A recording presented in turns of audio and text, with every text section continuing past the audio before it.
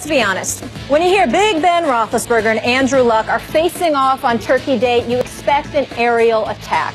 Unfortunately for Colts fans, they won't be seeing their Pro Bowl quarterback when the black and yellow head to Naptown. Luck was ruled out because he didn't practice all week after suffering a concussion on a sack in Sunday's game against Tennessee. Scott Tolzien is expected to get the nod. Stephen Morris has been elevated from the practice squad to back up Tolzien. Both teams are 5-5. Oh, Max Kellerman, with your MVP candidate not playing and Andrew Luck, is this a must-win for the Steelers? No, it's not. But first, let me say, Andrew Luck's MVP candidacy ain't looking good right now. I was still holding out hope he could get really hot and they could make the playoffs. You're coming around. Listen, if he doesn't play in this game, not only does he have less value, but if they win, it looks bad for him. And if they lose, it's going to be that much tougher to make the postseason, to make the playoffs. No, it's not a must-win for the Steelers because they're 5-5 and so are the Ravens. The AFC North is weak right now.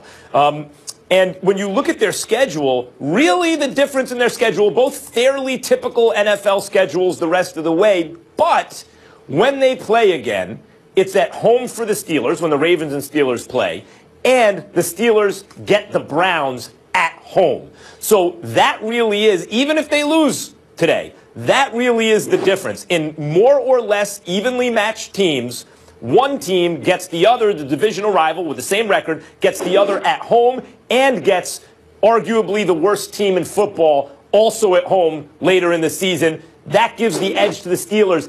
Even if they lose today, they can still make the playoffs. And so therefore, by definition, it's not a must-win.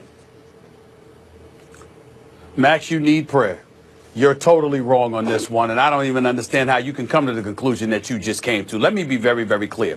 If you're the Pittsburgh Steelers and you can't beat Scott Tolzien, I don't even want to talk about you no more.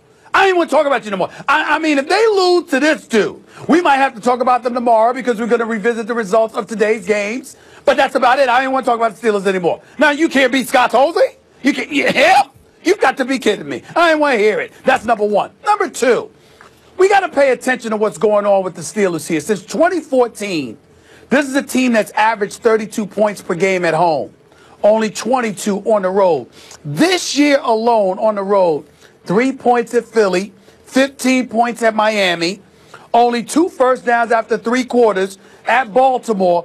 And by the way, they're the only offense this season that couldn't put up 2 touchdowns in a game against the Cleveland Browns. I mean, they've got to get this thing right. They're the 23rd ranked rushing attack. How is that possible when Le'Veon Bell is your running back? I don't understand what's going on here. I'd like to see more of Sammy Coates. He's been, he hasn't been utilized as extensively as he was early in the season. 2 broken fingers on index finger. I don't know what reports are out there that are true, but that's what they were saying. So we've got those issues to deal with. But if you're the Steelers, offensively, you're going up against a team in the Indianapolis Colts that ranks dead last against the pass. And on the defensive side of the ball, you're going up against some dude named Scott Tolzien. You got to be kidding me. They better win this game. They better win this game. As a Steelers fan, you can get emotional and stand on principle. Like, if you can't beat Scott Tolzien, that says bad things about the team. By the way, sure, you're right. It says bad things about them, but you can still make the playoffs. So how is it must win? Because you're not comparing yourself to the Colts. You're really comparing yourselves to the Ravens. And the question is, can you make the playoffs in a division where at the moment you're tied with Baltimore? So what I'm saying is this. The Ravens have an elite defense and a subpar offense. The Steelers have a subpar defense and a good offense. And what you pointed out about where they are running the ball and why aren't they doing more in the passing game actually points to the fact that there's upside there. A great future Hall of Fame quarterback, arguably the best wideout in the league, arguably the best running back in the league, and I would say when he's healthy, he is, if you adjust for things like the offensive line and the run blocking and all that stuff. A very good offensive line in Pittsburgh. There is room for growth there. There's reasonable expectation that the offense can get better. And it's around 12th right now. That's 10th or 12th, so that's like upper third-ish. and it can get even better. It can rise to become elite. I don't think the Ravens can play defense any better than they're playing, and they just don't really have the offensive weapons. So when you look at that and then look at the schedule, whatever you want to say about getting emotional about not being able to beat Scott Tolzien and what that means to you, fact is they can still make the playoffs.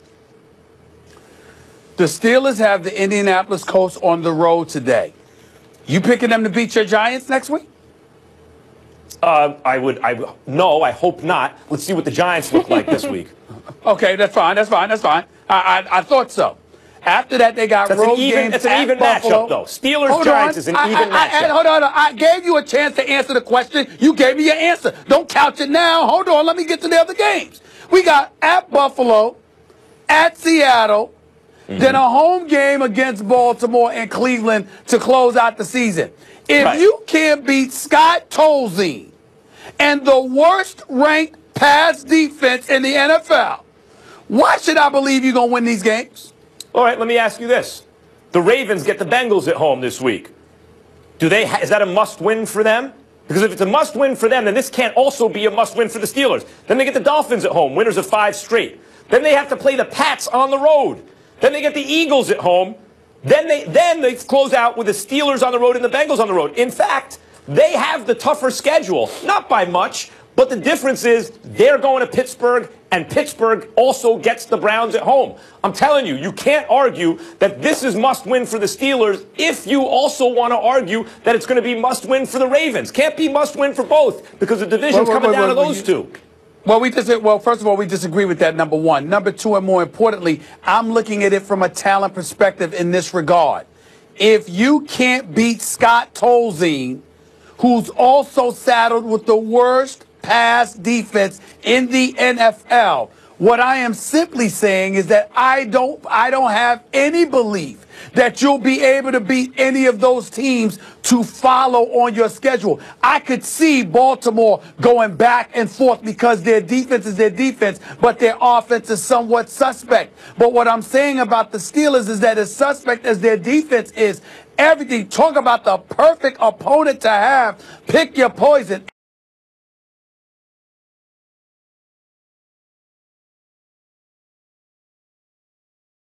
Andrew Luck can't play. Scott Tolzien has to fill in. And then on the offensive side of the ball, you've got a defense in Indianapolis that has the worst pass defense, but you've got Antonio Brown, Wheaton, and the crew, and Jones and everybody, and Coates and everybody else. If you can't beat this team tonight, to me, it is an indictment against who everyone thought you were as the Pittsburgh Steelers. That's all I'm saying.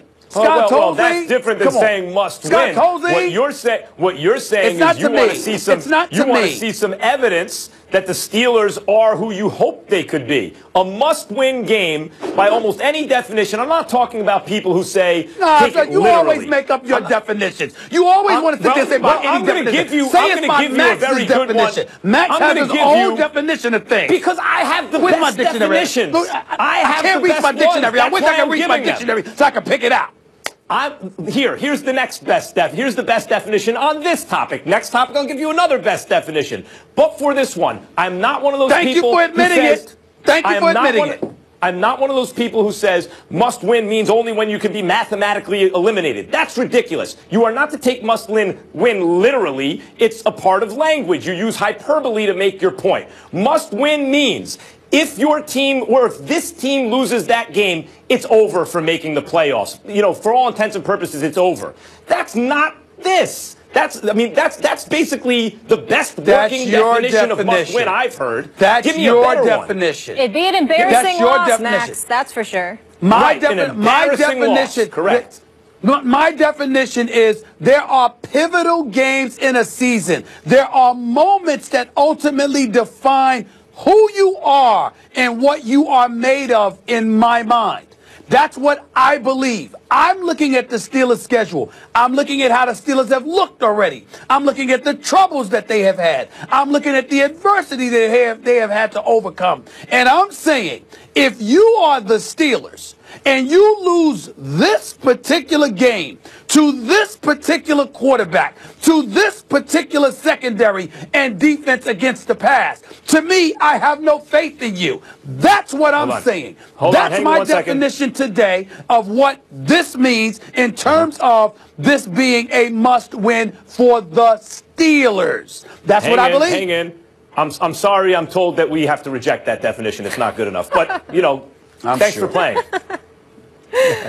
All right, gentlemen, we'll leave it there. Coming up, can you feel the love? Kevin Love went absolutely bananas in the first quarter last night, scoring 34 points. Does he finally look like he's a part of the big three? King James, what do you think of Love's performance? The ball was moving, the ball was popping, and obviously we had a huge hot hand. That was lightning. So we just kept giving him the ball, kept finding him, and the guys just he was just knocking him down.